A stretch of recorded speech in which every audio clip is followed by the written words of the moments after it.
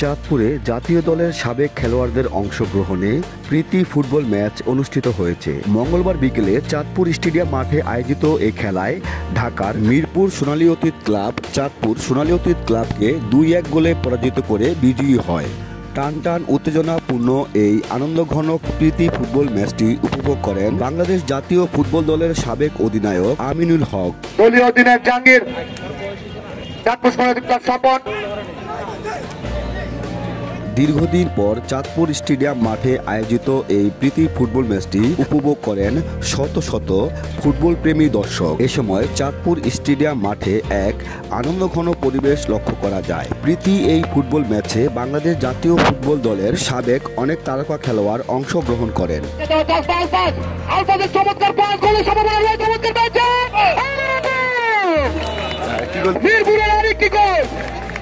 আক্রমণের জন্য বোঝাচ্ছেন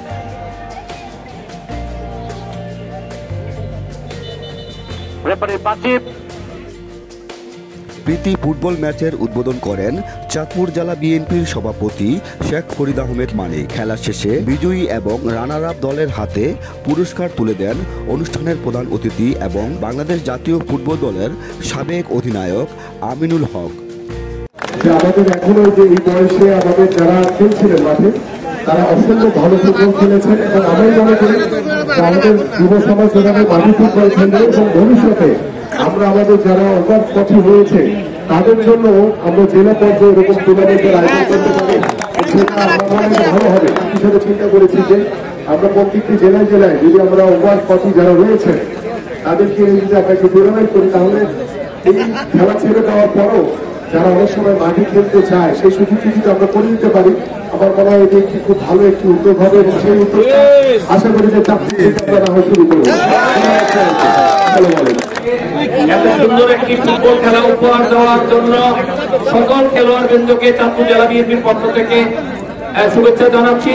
সাথে সাথে আমিনুলকেও শুভেচ্ছা জানাচ্ছি যে সে চাঁদপুরে এই সোনালী অতীতের খেলা দেখার জন্য আসলে সে খেলতে এসেছিল, তো তার অসুস্থতার কারণে সে খেলতে পারেনি। আমরা এই জায়গাটাতে মিস করেছি, কিন্তু ভবিষ্যতে আমাদের মাঝে আবার আমিনুল এসে আবার খেলবে এই